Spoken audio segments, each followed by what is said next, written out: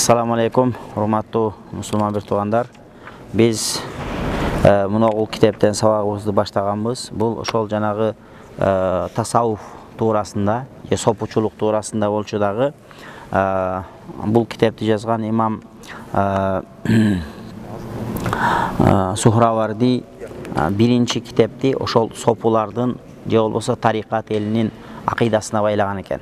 Демек, musulmandardын же болбосо musulmandардын ичинен өзгөчөлөнүп, такыбалык менен өзгөчөлөнүп, такыбалыкка көңүл бөлгөн, сопучулук жолдо жүргөн, тарикат жолунда жүргөн musulmandардын Кудайга болгон ишеними кандай?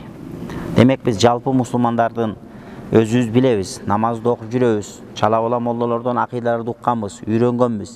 Эми ошол менен буларды салыштырабыз. Булар канчалык деңгээлде, булар туура, кайсыл жерде бизден айырма бар, ошону билебиз. Эгерде биз менен чогуу болсо, анда биз менен чогуу экен деп өкүм чыгарабыз.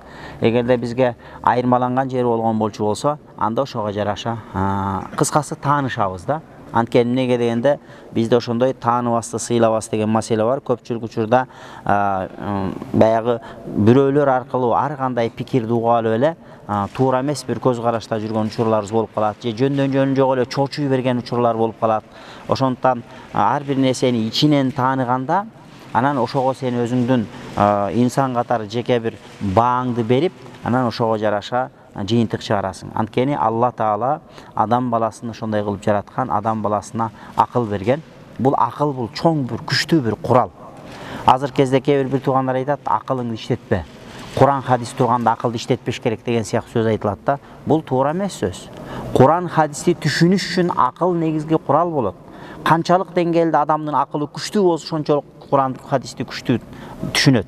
Ошондуктан тарыхта өткөнкү сабакта да айтканбыз, тарыхта нечен деген күчтүү баягы окумуштуулар өткөн, бүт бардыгы акылы ушунчалык терең, акылы терең болгон адамдардан күчтүү аалымдар чыгат экен да. Анткени бул акыл, бул Куранды түшүнүүдөгү негизги курал болуп эсептелет туугандар.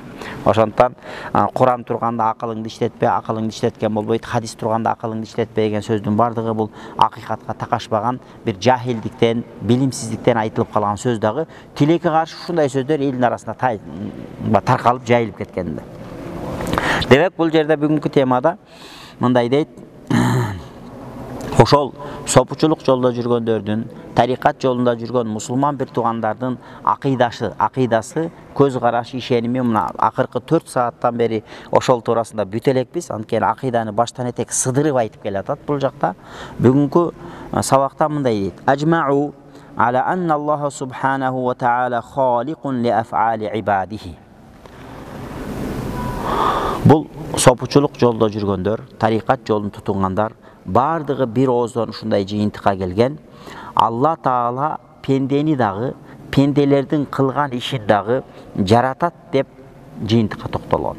Демек, бизди дагы жараткан, биздин ар бир кыймыл аракетибизди жаратып аткан бул Алла Таала деп ишенебиз. Анткени эмнеге дегенде, тарыхта ошондой бир муътазилалар деген бир коом өткөн. Билесиздер, 73кө бөлүнгөн дейт го. Шиялар бар, равафиздер бар, муътазилалар бар, кадариялар бар, муржиялар бар. Нечен деген адашкан ахлу сүннөт вал жамаат жолунан. Биз ахлу сүннөт вал жамаат жолундабыз. Биздин жолдон адашып кеткен фиркалар бар, мазхабтар болгон өзүнчө. Мына ошол адашып кеткен мазхабтардын бирөөсү муътазила деген бир агым болгон.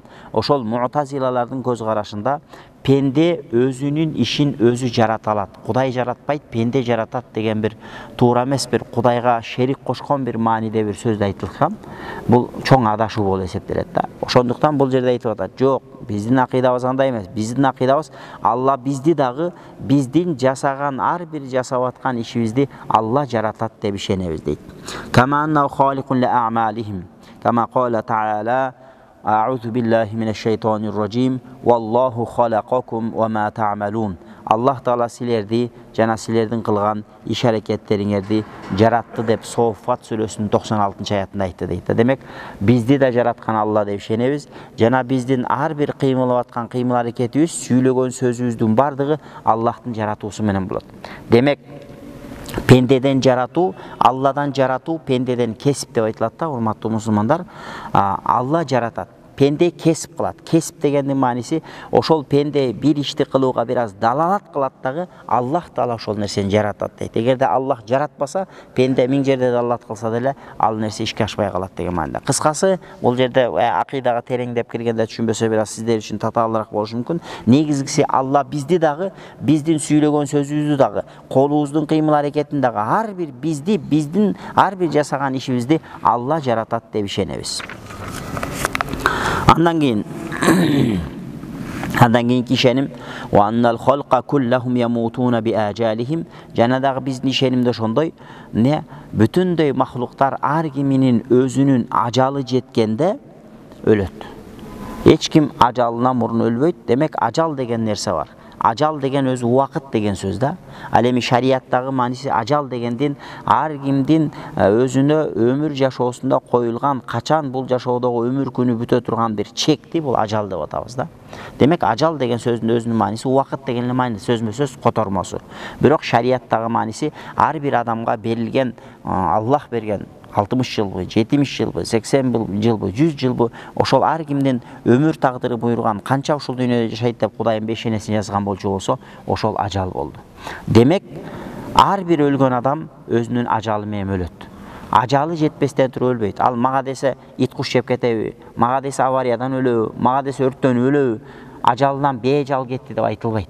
Демек, бүт бардыгы төшөктө жатып өлөбү, шейит болуп өлөбү, сууга өлөбү, эмне болуп өлөт. Кандай болуп өлбөсүн, өзүнүн ажалы менен өлдү дейбиз да. Анткени неге дегенде, ошол Аллах Таала ошол нерсени, ажал ошол нерсени буйруган, андан адам баласы качып кутулбайт. Бул туурасында баягы кыссалар бар эмеспи?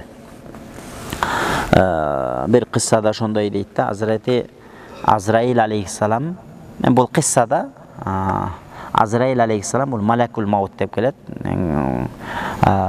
Кээ бир алымдар ошо Малакул Мауттун аты Азраил деген периште экенин айтат. Анткени биз билебиз, бала кезде билесиздер, ошентип окуткан 4 периште бар деп окуткан. Мен бала кезде айылда жүргөндө атамдар ушинтип айтат эле, 4 периште бар деп. Жабраил, Микаил, Исрафил, Азраил деп. Жабраил периште пайгамбарларга вахийни алып түшкөн периштелер, булар Жабраил периште. Микаил алейхиссалам уфал мудаббирати амро дейт Аллах Таала Куранда. Бул дүйнөдөгү бүт бардык иретти, жамгырды жаадырып, булутту кетирип, булуттап келип, карды жаадырып, жазды, күздү келтирип турган ушул ааламдагы кубулуштарды башкарып турган периште бар. Ал Микаил алейхиссалам. Аламда ошон үчүн фал мудаббирати амро дегенде ошол жерде баягы периштелерди айткан дейт да тафсирде. Демек бул ааламдагы Алланын өкүмү менен, Алланын буйругу менен бул ааламды башкарып турган периштелер ошол Микаил алейхиссалам. Андан үчүнчүсү болсо Исрафил алейхиссалам. Исрафил алейхиссаламдын баягы кернейи болот, кыямат болгондо ошол кернейди тартат. Кернейди тартат дагы, кернейи ошол мүйүз сымал болот дейт. Өгүздүн мүйүзү сымал болот дагы, анан жанагынтип туруп чоң оттон болот дейт. Анан ошол кернейди тартканда, анан бүтүндөй махлуктардын жаны чыгат дагы, ошол кернейде сурнайда, кыяматта сурнай тартылат дейбиз го, кыргызча керней.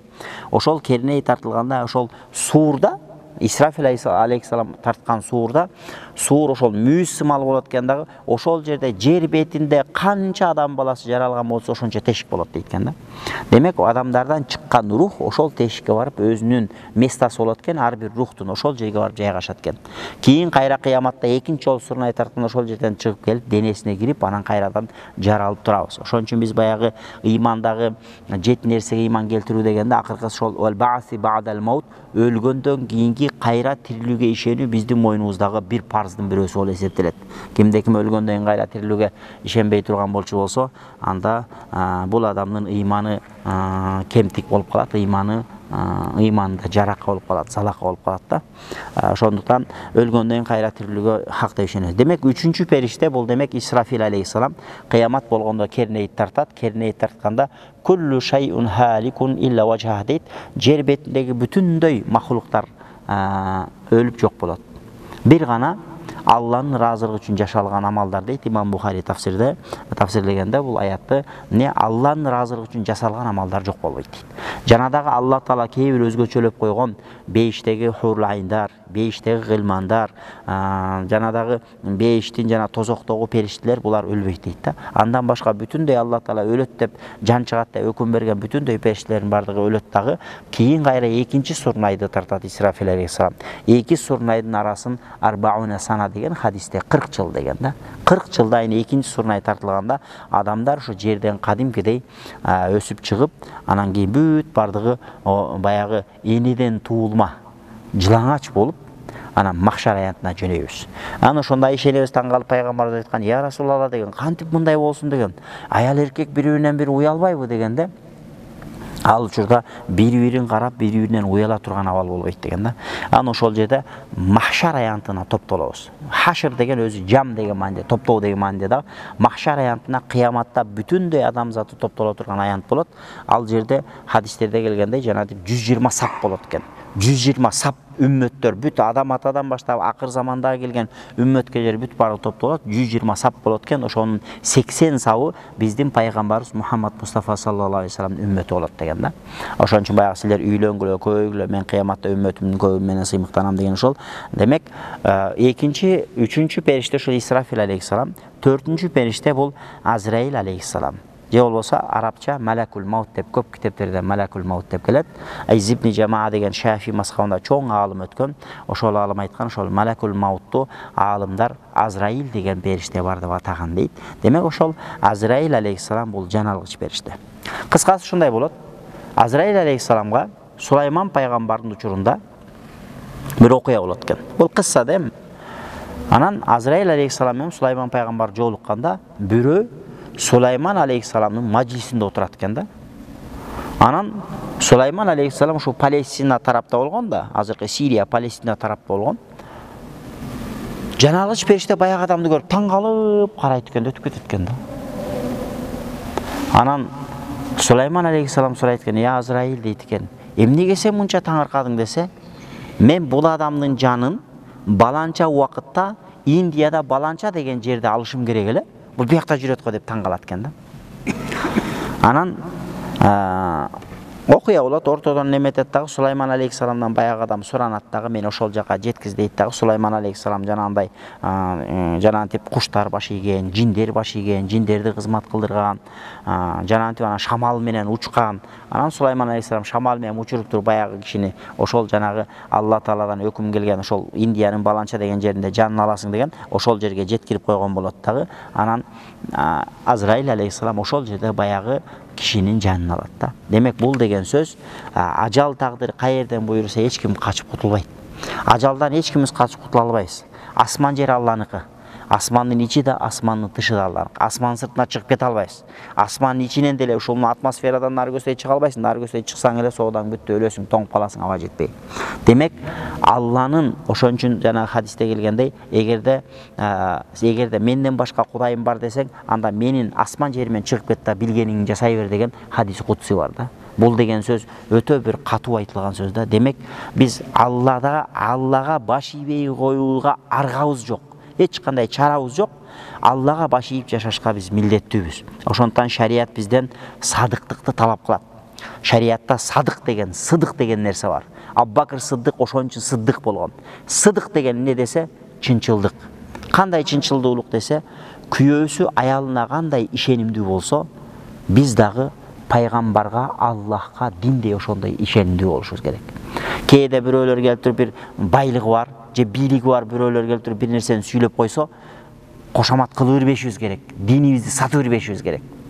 Эгерде бир акчасы бар адам же бийлиги бар адам бир аз келип туруп динди сындап койчу болсо, оппа деп ошол жака оттоп аттап кете турган болчу болсоң, анда сен диниңди саттың. Анда сен жанагы аялын сатып берген, күйөөүн сатып берген эркектен айырмасы, күйөөүн сатып берген аялдан айырмасы жок болот. Сен Кудайды сатып атасың да.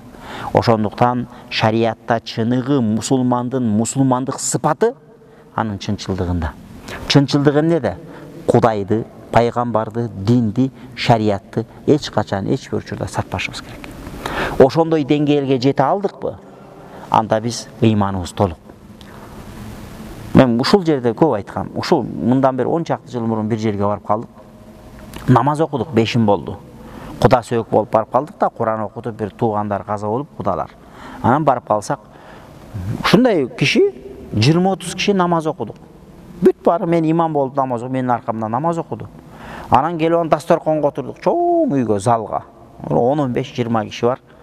Көпчүлүгү намаз окуду. Бир 20 киши болсо 15 намаз окуду. Анан ортодон бир шляпа кийген эле бир киши кирип келди да, анан кийин менин сакалым асылып келди. Сенин сакалың бар экен, анан силер жаштар ушундай болдуңар, андай болду. Иши кылып, мен деген атеистмин деп ушинтип тийишип кирди да. Анан мен башында баа улуураак киши экен, унчукпай отурдум. Отурсам таза койбоду. Анан этегинде жооп беришке мажбур болдум да. Анан ошол жерде таң калганым, ошол жерде ошол курактуу аксакалдар отурду. Бирөөсү ай, баланча, коям бу жаш балдар Кудайды ыклас кылып атыптыр. Не кыласың? Ыклас кылып атат, Кудай деген балдар жөнүнө койбойсуң деген сыяктуу сөз чыккан жок дагы, кайра ошол тарапка ооп кеткендер болду да. Бул деген сөз, эмне деген сөз? Бул деген сөз намаз окуп атат, анысына шүгүр. Бирок динге бирөө сөз айтса, ошолорго ооп кетип атат. Азыр бизде да ошондой. Кээ бир мусулмандар өзүн мусулманбыз деп ойлойт, бирок интернетте же телевизордо мусулмандарды, же молдолорду, же аалымдарды, же болбосо жалпы эле мешитке келип намаз окугандарды сындап атса, же жоолук салынгандарды сындап атса, ошолорго аттап кетет да, ошолор менен биригип кетет да. Кайра тигилерди сындап кирет. Андай болбошубуз керек туугандар. Ошондуктан динибизде чынчыл болойлу. Күйөөсү, аялы күйөөсүнө кандай ишенимдүү болсо, динде да пайгамбар үчүн, Алла үчүн ошондой ишенимдүүлүктү бизден талап кылат да. Анан бул жерде айтат: "Ва аннал халqa kulluhum yamutuna bi ajalihim." Жанада биздин ишенимибиз ошондой экен, бул тарикат элинин ишеними ушундай дейт бул жерде. Ким өлбөсүн, бардыгы өз ажалы менен өлөт. Эч ким ажалынан мурда өлбөйт. Куранда да айтат: "Ла ястахируна саата ва ла ястақдимун." 1 мүнөттө керек болсо 1 секундтагы ажалынан мурун өлбөйт, кийин да өлбөйт. Демек ажал качан, канча күн, канча саат буйруган болчу болсо, ошондо гана, ошол саатта гана ажал бүтөт экен да. وأن الشرك والمعاصي كلها بقضاء وقدر من غير أن يكون لأحد على الله حجة. Жанадагы ширк болобу, күнөөлөр болобу, бүт бардыгы Алланын кадайы кадары менен, Аллахтын тагдыры менен деп ишенебиз дейт да. Жанадагы андан кийинки ишеним: "Вала ярда ли ибадихил куфр вал мааси ва рида гайрил ирада." Андан кийин Алла Таала пенделердин капырлык жана күнөө иштерди жашоосуна ыраазы эмес, жасоосуна. Демек, бир адам бир күнөө иш кылса, же бир куфрлук иш кылса, капырлык иш кылса, динден чыга турган, же болбосо бир күнөө иш кылса, Алла Таала ошол пенделердин күнөө кылганына ыраазы эмес.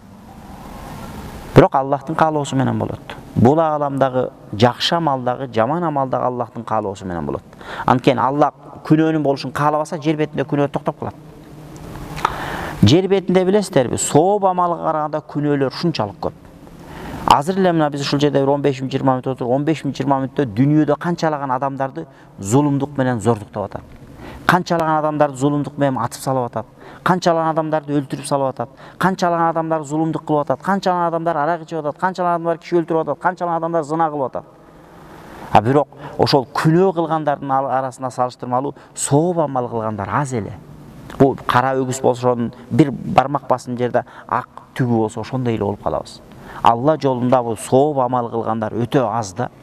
Мусулманбыз дейбиз, 1,5 миллиард жер бетинде мусулман бар дейбиз, бирок 1,5 миллиардтын деле чындап мындай качествого карай турган болчу болсо, 1,5 миллиардтын ичинен мына биз Кыргызстандын 90% мусулман дейбиз. Бирок 90%дын ичинде эмнелер болуп атат? Жашоону көрүп атабыз. Алдамайлар, тономойлор, өлтүрмөйлөр, башка кылмай, бири-бирин сабамай, арак ичмей, тиги зына кылмай, урлук кылмай, эмне деген урлуу? Баары эле мусулманбыз да биз. Бирок ушул күнөөнү бар. Демек, күнөө иш көп болобу, же сооп иш көп болобу десе, албетте бул мындай реалдуу жашоону карап көрсөк, соопко караганда күнөө көп болуп атат. Демек, күнөө иш дагы сооп иш да Аллахтын каалоосу менен болот. Бирок Алла Таала сооп ишке, күнөө ишке буйрубайт, күнөө ишке ыраазы дагы эмес. Кыяматта сага ыктыяр берип койгон, сооп иш кылсаң соогуңду аласың, күнөө иш кылсаң кыяматта жазаңды аласың. Сага ыктыяр берген, эки колуңду бош койгон, нар жагында сенде ыктыяр деген нерсе бар, сен өзүң тандап туруп каласың да, ошого жараша жазаңды алышың мүмкүн да. Ошондуктан мына жерде биздин акыйда ушундай экен, Алла Таала күнөө иштерге же капырлык иштерге ыраазы эмес. Бирок бул ааламдагы болуп аткан капырлык иштерде, күнөө иштерде Аллахтын каалоосу менен болот дейбиз. Анткени эгерде Алла каалабаганда эч ким эч качан эч кандай күнөө кылмак эмес. Бирок азыр эле көчөдөн күнөө кылып келдик го. Жана асырда күнөө кылдык го. Жана бешимде күнөө кылдык го. Бир арам нерсени тиктедиң го. Бирөөнү сөгүп тилдедиң го. Бирөөнү гыйбат кылып ушактадың го. Күнөө да. Мындай катуу күнөөлөрдү жөн эле коелу.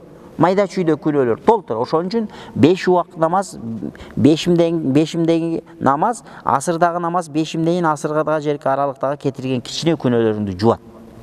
Асыр шамды окуганда асырдан кийинки шамга жерки аралыкта кетирип койгон ката кемчиликтериңди жуат. Бирок чоң күнөөлөрдү жуубайт. Демек кичине күнөөлөр намаз менен жуулат, дарат менен жуулат. Ошон үчүн Имам Азам рахматулла алейхин айткан сөзү бар экен. Дарат алганда адамдардын күнөөсүн агып атканын көрдүм деген да. Кудай Таала о керемет көзүн ачып койгон. Адамдардын дарат алып атканда биз үчүн жөн эле суу агып атат даратканада. Бирок ошондой оолия заттар болгон, ошондой таква аалым заттар болгон адамдардын күнөөлөрү агып атканын көргөн да. Субханалла. Ошон үчүн пайгамбар саллаллаху алейхи вассалам айтат, эгерде дарат алсаң, акыркы тамчы тамганда ошо менен колуң менен кылган күнөөң агат дейт. Бетиңдеги, сакалыңдагы акыркы тамчы тамганда жүзүң менен кылган, көзүң менен кылган күнөөң агат дейт да. Бутуңду жууганда акыркы тамчы тамганда бутуң менен кылган кичине күнөөлөр агат дейт. Демек бул 5 убакыт намаз дарат бул кичине күнөөлөрдүн жуулушуна себеп болот. Ал эми чоң күнөөлөр эмне менен жуулат десе, чоң күнөөлөр намаз менен дарат менен жуулбайт. Чоң күнөөлөрдү жууа турган бир гана биздин курал бар. Ал курал тобо кылуу. Тобо кылуу дегенде чын жүрөктөн Кудайга кайтып, ошол күнөөдөн кайтып, экинчи ошол күнөөнү кылбайм деп Кудайдан кечирим сурап, өкүнүп, экинчи ошол күнөөгө кайтпайм деп чечим чыгаруу бул тобо болуп эсептелет да. Чоң күнөөнү только тобо менен гана биз жоя алабыз. Демек, бул жерде ошол болуп атат. Демек, күнөөлөр, чоң күнөөлөр жана куфур боло турган амалдардын бардыгына Алла ыраазы эмес. Бирок жер бетинде Алла ыраазы эмес болгон көп амалдар бар болуп атат. Арак ичкенге Алла ыраазы эмес. Арак ичкенди Алла буйрубайт. Бирок арак ичип атат, Аллахтын каалоосу менен болуп атат. Алла каалабаса эч ким киши өлтүрө алмак эмес. Алла каалабаса эч ким арак иче алмак эмес. Демек, бул ааламда пендеге ыктыяр берген, пенде каалаган нерсени Алла Таала ошону жасоого мүмкүнчүлүк берип коет. Ошондуктан бул не дейт? Пенде бир күнөө ишти кылам деп туруп, ошол күнөө ишти кыла турган болчу болсо, ошого Алла Таала күнөө ишти жасоого мүмкүнчүлүк берген болчу болсо, бул Аллахтын ал пендени кордогону дейт да. Сен кордукка өзүңдүн башыңды өзүң кордукка тыгып атасың да. Эгерде кимде ким бир сооп иш кылам десе, ошол сооп ишке Алла Таала жасоого мүмкүнчүлүк берсе, бул Аллахтын тауфиги, Аллахтын ийгилиги. Аллах сага ийгилик берип атат. Карасаң, сен күнүгө тахажжуд окуйм дейсиң, 1 айдан бери окуй албайсың. Демек Алла Таала сага тауфик бербей атат. Эми сен 10 күнөн бери тахажжуд окуйм десең, 10 күнөн бери тахажжудду каза кылбай окуп атасың. Бул Аллахтын тауфиги, Аллахым сени жакшы көрүп, Алла сага ошол ийгилик берип атат ошого. Шүгүр деш керек мындай нерсеге. Варридо гайрул ирада. Ал эми каалоо башка, разы болуу башка дейт. Мындай да, бизде ушундай да, Аллахтын каалоосу менен, мисалы үчүн арак ичүү Аллахтын каалоосу менен болот десе, койчу дейсиң да. Кантип Алла Таала арак ичкенди кааласын дейсиң. Кээде сен деле ушундай да. Сен өзү бир нерсеге разы эмессиң, бирок ошону кээде каалайсың да. Каалабаска мажбурсуң. Ошондой учурлар болот. Бул разы болуу башка бир нерсеге, анан ошону каалоо башка. Кээде мисалы үчүн сен мисалы үчүн кызыңды деп коелу, кызыңды бирөөгө берүүгө разы эмессиң, бирок айла жок каалайсың да. Кээде ошондой учурлар болуп калат.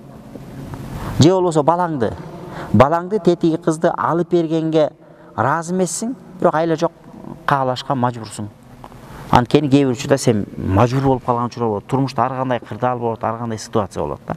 Ошондуктан бул разы болуу башка, каалоо башка нерсе дейт да. Демек, Алла Таала күнөөгө эч качан разы эмес, күнөө иштерди каалабайт.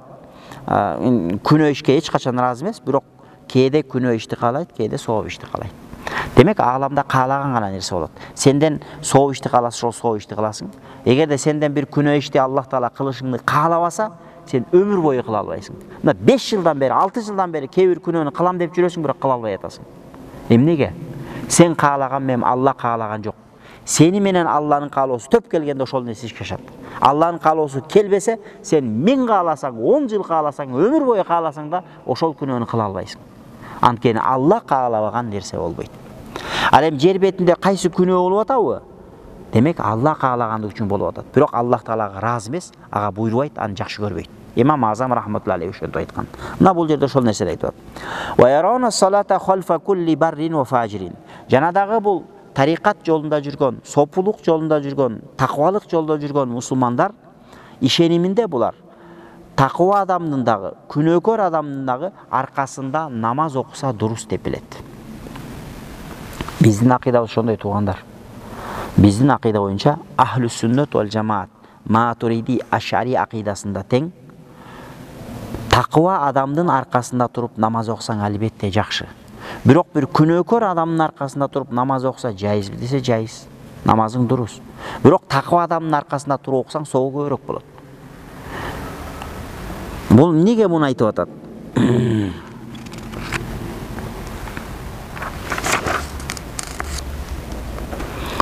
Пайгамбар саллаллаху алейхи ва саллям айткан хадисте дейт: "Соллу халфа кулли баррин ва фажирин." Таква адам болобу, күнөөкөр адам болобу аркасында туруп намаз окусаңар болот деди. Соллу аля кулли баррин ва фажир. Жана таква адам болобу, күнөөкөр адам болобу өлүп калса жаназасын окугула деди. Ва жахиду ма кулли баррин ва фажирин. Жана таква адам менен дагы, күнөөкөр адам менен дагы Кудай жолунда жихадка чыгышка туура келип калса чыгып бергиле деди. Демек кээде бизде ушундай жана хадис бар да.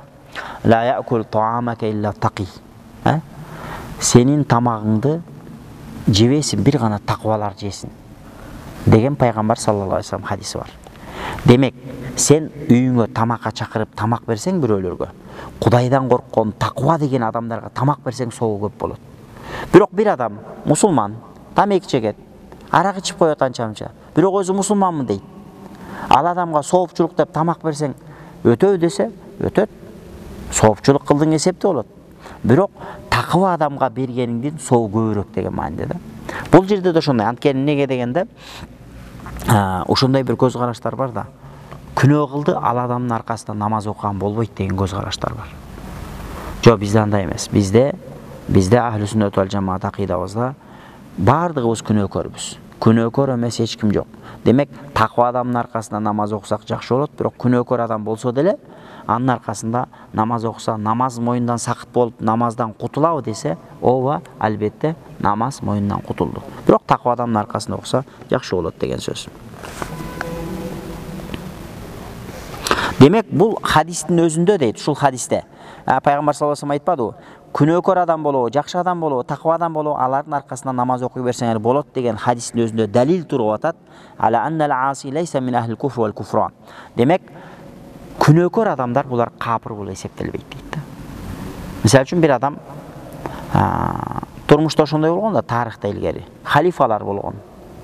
Мусулман падышалар болгон да. Анан негизи жума намаз, айт намаздарды халифалар өткөрүш керек. Негизи шариаттын талабы боюнча жума намаздарды, айт намаздарды падышалар өткөрүш керек да. Шарият ошону талап кылат. Ал эми же болсо падышанын атайын дайындалган адамдар, мисалы үчүн бизде муфтилер, казылар бул падыша тараптан, өкмөт тараптан дайындалып атат да. Атайын дайындалган наиб катары ошолор өткөрүш керек. Өзү негизи пайгамбарыбыздын мураскерлери болгон ошол өкмөт башчылары өздөрү окутуш керек эле. Ислам тарыхын карап көрсөк, көптөгөн кылымдарда мусулман падышалар болгондагы, бирок мусулман падышалар кээде арак ичкендер болгон. Мусулман падыша арак ичкен, кишилерди зулумдук менен өлтүргөн, зулумдук менен түрмөгө тыккан, нечен деген аалымдарды түрмөгө тыккан, ошон үчүн Имам Азам түрмөдө яткан, ошон үчүн Имам Ахмад түрмөдө яткан, ошон үчүн Имам Саракчы түрмөдө яткан мына бизде эмеде. Өзгөндө. Демек, ошондой падышалар болуп келген экен. Бирок падыша ошол адам эми намазга өтсө, жума намазга келди, падыша катары өтүп атат. Болобу десе, биздин акыйда боюнча болот. Ошон үчүн биздин акыйдада падыша зулумдук кылса дагы, ошол зулумдук кылган падышага баш ийүү биздин акыйдабызда, Матуриди акыйдасында да, Ашари акыйдасында да важип. Анткени зулум болсо дагы падышанын турганы жакшы экен да. Эгерде падыша жок болсочу, адамдар бири-бирин тытып жеп коет экен. Бул биздин өзүнүн практикалык жашоодо бир эмес 2-3 жолу көрдүк. Мына биринчи жолу президент кетти, экинчи жолу президентти кетирдик. Туурабы, Кыргызстанда ушундай окуялар болду. Биринчи жолу болгондой канчалаган адамдар эптеп оокатын эптеп болгон bir $3.000, $4.000 таап эптеп biraz bir kiosk açıp magazin açкандар кетип калды го. Күрсүйгөн мас балдар келди, талкалап магазин тонуп алып кетип калды. Далай адамдар ак мээнет менен топтогон акчасы байлыгынан ажырап калды да. А шариатта мындай, биздин тилде мародерство деп атпайбы? Арабтын тилинде буну балтажы деп коет. Балтажы деген балта деген кадимки эле балта. Балтажы дегени балтачы деген эле сөз да. Балталап, талкалап баарын талап тоногон адам. Бул шариатта бул күнөөкөр болот. Демек кайсыл жерде, кайсыл эмеде падышанын күчү кеткен учурда ошондой башаламандык башталат экен да. Ошон үчүн аалымдар айтат, зулум болсо дагы күчтүү бийликтин турганы жакшы дейт да. Бийлик болгон жерде мейли зулумдук болушу мүмкүн кайсы бир деңгээлде, бирок жалпы элге тартип болот экен да.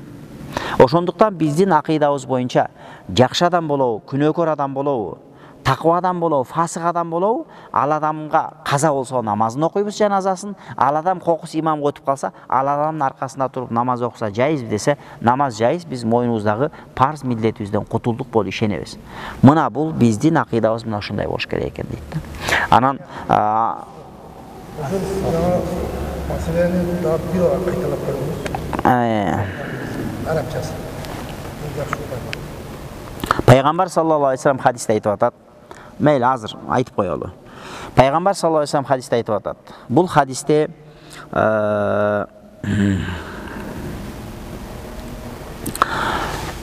ар бир таква адамдын дагы, фасык адамдын да аркасында намаз окусаңар болот деди. Соллу деген, окугула деген буйрук этишмем айтып атат. Анан кийин, я Соллу халфа кулли баррин ва фажирин. وصلوا على كل بر وفاجر وجاهدوا مع كل بر وفاجر дейт. Имам Байхақи деген хадис алымы болгон. Ошол Имам Байхақи өзүнүн хадис китебинде риваят кылып атат бул хадисти. Таква адам болобу, фасык адам болобу, ал адамдын аркасында намаз окуса дурус болуп эсептелет. Эгерде кимде ким bir adam fasık adamdın arkasında namaz okuş durus emes деген etikatта болсо, ишенимде болсо, ал адам биздин ахлü сүннөт вал жамаат акыйдасынан адашкан акыйдада болуп эсептелет туугандар. Ошондуктан биздин акыйдабызда тарыхта ошондой жана тарыхта көптөгөн падышалар өткөн. Не болгон? Алар ушундай болгон, арак ичип алган учурлар болгон, падыша болгон. Бирок бийлик катары жума күнү келгенде сол угуп келип туруп жума намазга өтүшү мүмкүн болгон. Эмне болот десе, элдин намазы эмне болду десе, элдин аркасында таквалар болгон, нечен аалымдар болгон, оолиялар болгон. Намаз эмне болот десе, моюндан кутулду. Бирок падышанын таква болуп, падышанын Кудайдан коркуп, падыша таквалык менен намаз окуса, албетте ал гүл үстүнө гүл болот.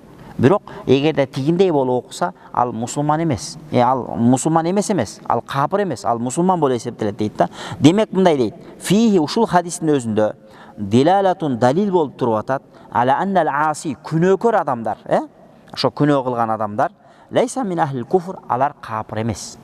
Ошондуктан бизде мусулман бар, мушрик бар, фасык бар.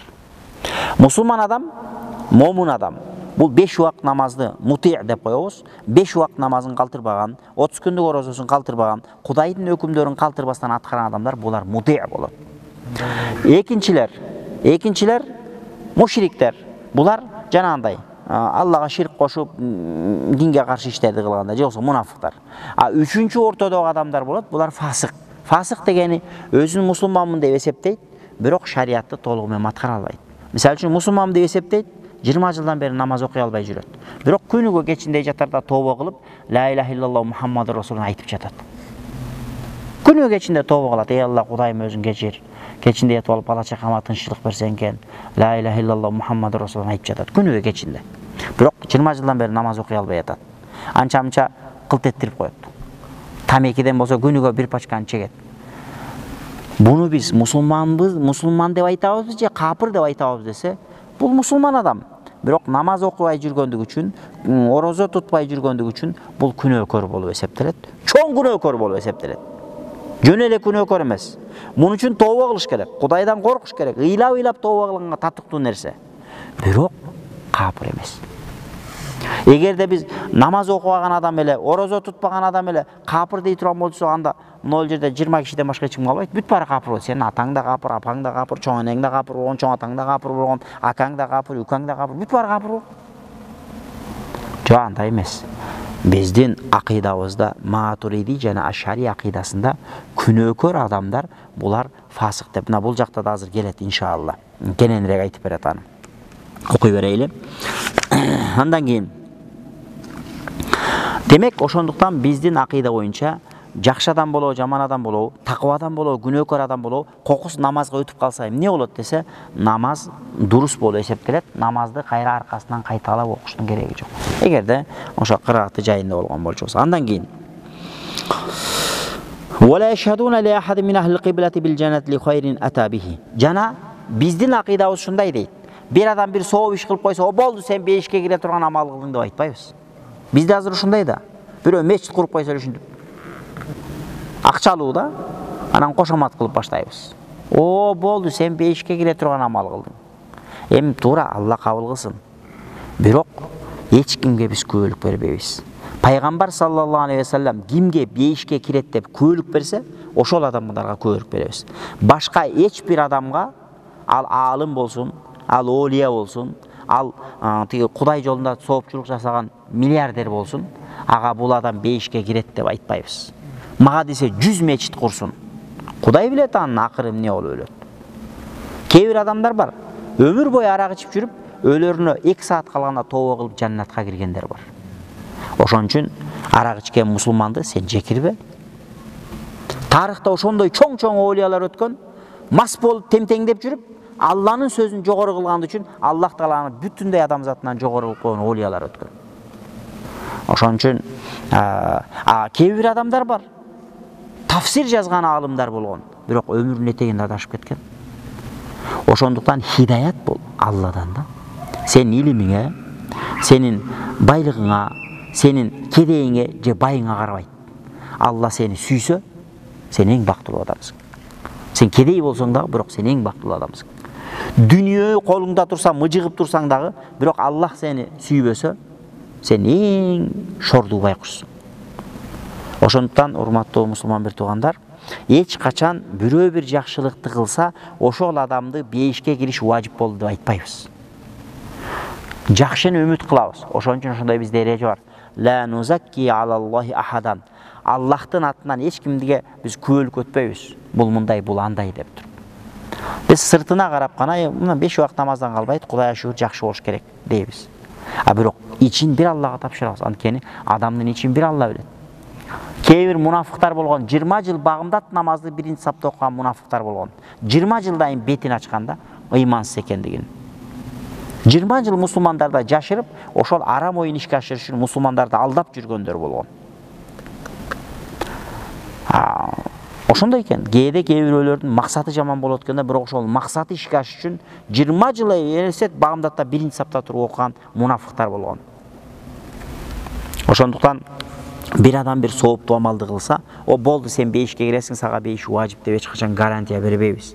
Үмүт кылабыз, Алла Таала кабыл кылсын деп жакшы дуаларды кылабыз, Алладан үмүт кылабыз. Анан жакшы амал кылса эле, болду, мен жакшы амалды кылдым, кыйраттым деп өзүнө уверен болуп калуу дагы адамды талкалайт, адамдын ыйманын талкалайт. Бизде көпчүлүк учурда бул нафсибиздин жамандыгы болуп атат да. Нафсибиз чийки, нафсибиз али биздики жамандыкка буйруй турган нафсинин түрлөрү го, нафс аммара бису, жамандыкка буйруй турган нафс болот дагы. Ал нафс ушундай да, бир аз сага жакшылык кылдыртат, 1 сом садака бересиң дагы, 1 ай дердеңдеп мактанып жүрөсүң. Сен 1000 сомду садака кылганыңа караба. Сен ошол 1000 сомду Алла кабыл кылдыбы, кылбады ошого кара. Алла кабыл кылбай койсо, сен мактанган менен бес толкан, эч кандай пайдасы жок. Ошон үчүн ногул алым олиялар 1000 сом садака кылса, 1 ай аркасынан истигфар айткан экен. Астагфирулла, Кудайым өзүнө кечиргөр, Кудайым өзүнө кечиргөр деп. Ошон үчүн алымдар, чыныгы таква адамдар ошондой болот экен да. Күнөөңдү кандай жашырасың? Bir күнөөң бар, аялың билип калса өлдүң. Балаң билип калса өлдүң. Ата-энең билип калсачы, айылга тура албайсың, айылдан көчүп кетиш керек болот. Сенин bir күнөөң бар, Ал күнөөңдү билсе, айылыңан чыгып кетишиң керек болот. Бишкекке деле батпай каласың. Казакстанга же Өзбекстанга, Тажикстанга кетишиң керек болот да. Азыр. Демек, сенин бир күнөөң бар да, ошондой күнөөң бар. Күнөөңдү кандай жашырууну кааласаң, билинбей калсын, Кудай билинбей калсын десең, сооңду да ошондой жашырыш керек дейт да. Ошондой деңгээлге жетсе, сенин соогуң кабыл болуш ыктымалы бар. Анан 500 сом садака кылып коюп, антип 2 ай мактанып, айылдын баарына жар салып мактанып, мен баланчага 500 сом садака кылдым деп мактанып, албай кушты элдин баарына улуу кичүүнүн астында уят карып. Анда ал кабыл болбойт анда. Анда ал берген 500 сомуң сенин пайдаңа эмес, зыяныңа, кыяматта сенин зыяныңа күбө болот. Ошондуктан Кудай жолунда жасалган ар бир амал, ошон үчүн кээ бир олий азаттар айткан экен. Кээ бирөөлөр үчүн амал эшиги ачык дейт экен. Амалды жасай берет, садакаларды кылып берет, намазды окуй берет, орозону кармай берет, мечитти кура берет. Амал эшиги ачык. Бирок кабыл эшиги жабык болушу мүмкүн дейт экен да. Амал эшиги ачык болгон менен кабыл эшиги жабык боло турган болчу болсо, бул катастрофа. Ошон үчүн Алладан сурайсыз: "Ey Аллахым, мен үчүн амал эшигин ач. Ey Аллахым, анын аркасынан кабыл эшигин ач." Аллах кабыл кылсын деш керек. Аллах кабыл кылбаса, сен кылган амалың бес сокур тыйынга татыбайт. Ошон үчүн кимде-ким бир жакшы ишти кылса, ал адамга бейишке барат деп биз эч кимге күбөлүк өтпөйбүз. Wala yashhaduna alayhi bin nari li kabiratin atabiha. Жанадагы бир адам бир чоң күнөө кылып койсо, киши өлтүрүп койду, зына кылып койду, арак ичип койду. Болду, мына кыл тозакка барат деп кесе түрдө айта албайбыз. Анткени кимдин тозокко барарын, кимдин бейишке барарын бир Алла билет, туугандар. Бир күнөө иш кылып койсо эле, а мүмкүн ошол күнөө ошонун аркасынан Аллах Таалага тобо кылып, ошонун аркасынан Алла жолуна түшөт. Сен каяктан билесиң? Кээде адамдар ошондой. Бир күнөө ишти кылат дагы, ошол күнөөгө өкүнүп турган бүт баарын таштайт да, ошол кылган күнөөсү жакшылыкка себеп болот. А кээде тетиринче сенин бир кылган жакшы амалың сенин айнып кетишиңе себеп болот. Сен жөн мактанып, дердеңдеп, айылдын баарына мактанып, мен мындай соо иш кылганда, андай соо иш кылганда деп айылдын баарына мактанып чыгасың. А соогуңдун баары күйдү. Куранда Аллах Таала айтат: "Вала тубтилу садакатикум бил манни вал аза." Бакара сүрөсүндө. Кылган садакаңарды, жакшылыгыңарды милдет кылып күйгүзүп албагыла дейт. Кылган жакшылыгыңды милдет кылдыңбы бирөөгө? Алла үчүн деп. Болду, ал соого күйүп кетет экен. Андан кийин ва яраунал хилафата фи Курайшин. Жанадагы халифалык маселесине келгенде, мусулмандарда бир падыша болуш керек дейт. Мына ошол акыйда китептерде келет, ошол халифа Курайштардан болуш керек дейт да. Эми бул жерде хадисте келген, хадис хабар ахат дейт. Демек ошол Курайштардан болсо абзел. Демек мусулмандардын бир жетекчиси боло турган болчу болсо, ошол Курайш урусунан болсо, албетте жакшыраак. Эми башкалардан болсо, эми Алла эмеге жараша кете берет. Негизгиси мусулмандарда бир падыша болуш керек, падыша Курайштан болуш керек деген биз да чамбайбыз дейт. Демек акыйданын бардыгында эле ушул нерсе айтылган. Демек булардын акыйдасы, бул сопулардын же тарикатчылардын акыйдасы биздин Матуриди Ашари акыйдасына каршы келген, бир жат келген акыйда эмес, тетиринче ошол эле акыйданы кубаттаган, бекемдеген көз караш экен. Андан кийин лайса ля ахадин муназаатун фиха ва ла ярауна ал-хуруж аля ал-улати ва ин кану залама. Жанагы айтылган маселе падышаларга каршы чыгуу дурус эмес дейт. Эгерде падыша мусулман падышасы зулум болгон болчу болсо дагы, эгерде зулумдук кылып, фасыктык кылып, жахил болгон болчу болсо дагы, аларга баш ийүү мусулмандардын моюндагы милдет. Анткени Ниса сүрөсүнүн 59-аятында айтып атат. Аузу биллахи минеш шайтанир ражим. Я айюхаллазина аману, эй имандуулар, атиюллах, Аллахка баш ийгиле. Ва атиюр расул, пайгамбарга баш ийгиле. Ва улил амри минкум, жана жетекчилерге баш ийгиле деди. Демек ошол жерде Аллах Таала баш ийгиле деди. Демек падышаларга, бийликке алар күнөөкөр болсо дагы, алар намаз окубаса дагы, бирок аларга баш ийүү эмнекен биздин моюнубуздагы милдет экен. Ва юминуна бил кутубил муназзалати вал анбия вал мурсалин. Жана дагы бул тарикат элинин акыйдасы ушундай, Алладан түшкөн китептердин баарына иман келтиребиз. Тауратка иман келтиребиз, Забурга иман келтиребиз, Инжилге иман келтиребиз. Иман келтиребиз дегенде чынтап ошол китептер, ошол учурундагы Давуд алейхиссалам, Муса алейхиссалам, Иса пайгамбарларга берилген китептер хак деп ишенебиз. Жана Куранга иман келтиребиз. Бирок акыркы заманда чыныгы акыркы замандын китеби катары бул Куран китеп менен амал кылабыз. Тиги китептерге азыр амал кылынбайт, бирок ошол учурунда пайгамбарга түшкөн хак шарият болгон деп ишенебиз. Биз билип эле жүргөн акыйда. Ва аннахум афдалул башари. Жанадагы пайгамбарлар адам затынын ичинен чыккан эң өзгөчөлөрү деп ишенебиз. Карасаңыздар, субханалла, бул пайгамбарлар ушундай экен да, пайгамбарлык ушундай нерсе экен. Кимде Аллах Таала пайгамбар кыла турган болчу болсо, ал дүйнө акыретте пайгамбар бойдон калат экен. Дүйнөдө адам баласы берген нерсе алынат экен да. Депутат болсоң, эртең депутаттан түшөсүң. Президент болсоң, эртең президенттен түшөсүң. Муфти болсоң, эртең муфтиден түшөсүң. Бул замандагы, бул жашоодогу берилген нерселер убактылуу экен. А бирок Аллах Таала кимди пайгамбар деп тандай турган болчу болсо, ал адам затынын эң асылын тандайт экен дагы, ал асыл заттар дүйнө акыретте пайгамбар бойдон калат. Дүйнө акыретте Аллахтын өзгөчө кулдары болуп эсептелет. Ошондуктан пайгамбарлардын бардыгын биз ишенебиз. Алардын бардыгы афдалул башар, адам затынын эң асылдары болгон деп этикад кылабыз. Эч бир пайгамбарга тил тийгизбейбиз. Биз Мухаммед пайгамбардын үммөтүбүз дейбиз. Бирок ошол эле кезде Мухаммед пайгамбарга жери адам атадан бери Мухаммед саллаллаху алейхи вассалам пайгамбарга жери канча 100 миң деген пайгамбарлар келген болчу болсо, бүт бардыгы адам затынын асылдары болгон дейбиз. Эч кимисине тил тийгизбейбиз. Менин пайгамбар Мухаммед деп Иса пайгамбарга же Муса пайгамбарга же Дауд пайгамбарга тил тийгизбейбиз. Алардын сый урматы баш үстүнө болот. Бирок биз өзүбүздүн пайгамбарыбыздын айтып келген шариятын карманып жашоого милдеттүүбүз. Мына ушундай ишенимде болушубуз керек. Ва анна Мухаммадан саллаллаху алейхи ва саллям афдалухум мин ба'дихим. Жанада Мухаммед пайгамбар ушул пайгамбарлардын ичинен эң улуусу, эң даражасы улуусу деп ишенебиз. Ва анна Аллаха таала хатама бихил анбия. Жанадагы Мухаммед пайгамбар саллаллаху алейхи ва саллям менен пайгамбарлык түгөндү деп ишенебиз. Бул тарикатчылардын акыйдасы болот. Азыр Индияда Кадияниялар бар, билесиздер. Гулам Ахмад Кадияни деп, Ахмадия дегендер бар. Гулам Ахмад бул жанагы 3 динди бириктирип чыккан да.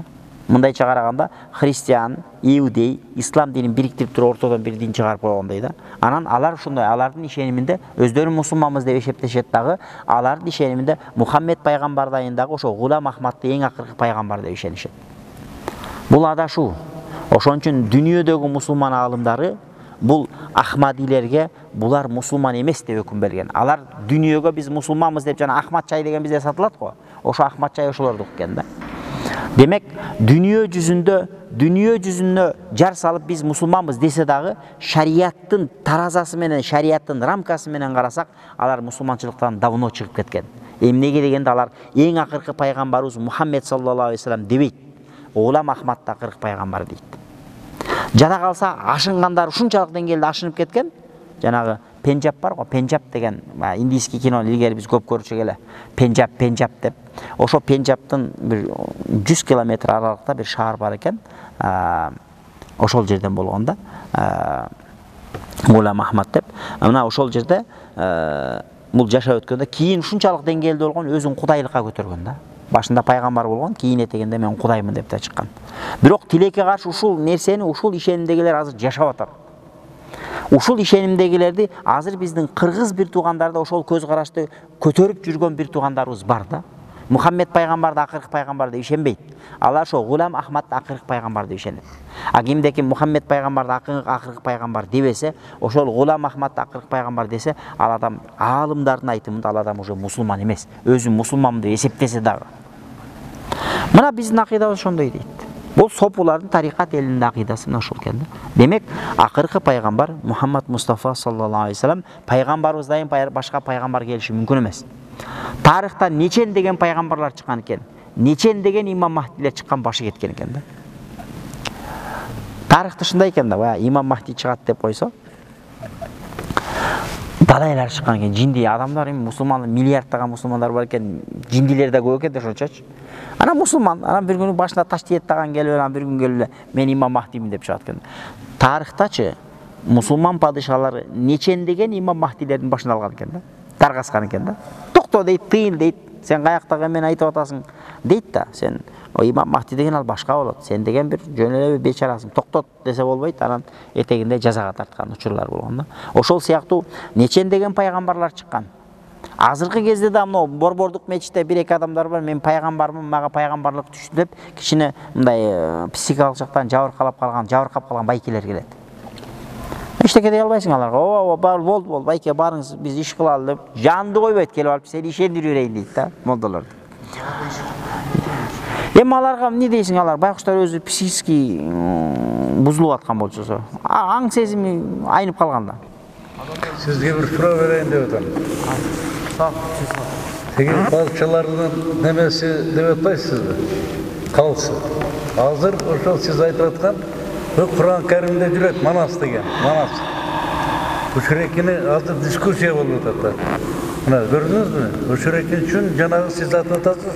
En mıhtı kalız 29. Kırgız, o Tatar, Matar degen barıp çıkarganda Manas. Ana tarihte o sürekli aytılbayt hazır oşol Manas degen Kur'an'da varken oşon talaşıp atatazır. Эмнесин талашып атат? Арабтарда чече албай ататазыр. Андай эмес. Биздин кыргыздар ушундай пирамиданы кыргыздар курган. Анан Манастан арабтар чече албайт. Манас жөнөкөй эле сөз ал. O sürekini demeseniz? Мейли. Биз сабагыбызды окуп алайлы байке, аны кийин өзүчө сүйлөшөбүз. Ал Манас деген ал жерде Манас деген сөз ал сөз жөн эле окшоштук ал. Манас деген сөз ал баягы bir учурду эле билгизген, bir убакыт ал жөн эле сөздүн эле окшоштугу жөн эле. Жөн эле сөз окшошуп калган. Кээде сөз окшошуп калат да, мисалы үчүн бизнесмен десең. Орусуң деле бизнес дейт, Америкаң деле бизнес дейт, ошондой эле сөз ал. А Манас деген ал жерде биздин Манас атанын мызы жок Куранда. Аны аралаштырбагыла бияка. Ana siz de aytıyorsunuz peygamber, akırkı peygamber Muhammed sallallahu aleyhi ve sellem. Ondan keyin peygamber olmuyor. Ава. Barlık dünyadaki elin var Müslümançılıkka giriş gereken söz. Söz sonu yerde uşulu kim olmadı? Ава. Peygamber olmuyor. Ава, to'g'ri. Peygamber oşu varına girgile de oturtlar. Birbirine to'g'ri siz aytıyorsunuz kalıp. İşte Kırgızistan'da bir prezident ketdi kalıp oldu. Байке, мындай кылалычы. Байке. Ал маселени кийин неметели, биз сабакта окуйлу азыр. Бизде биякта зарыл маселелер бар. Тарыхтан ошол аксакал.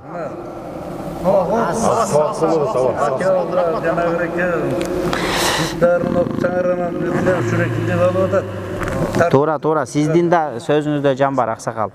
İnşallah hazır bирок ар бир нерсе өз орду менен болгон жакшы. Бул жер бул жер рахмат сизге. Алла разы болсун. Сабакты баштайлы иншалла. Анан мындай. Уладыганда эмес, болду, токтоткула туугандар, болду.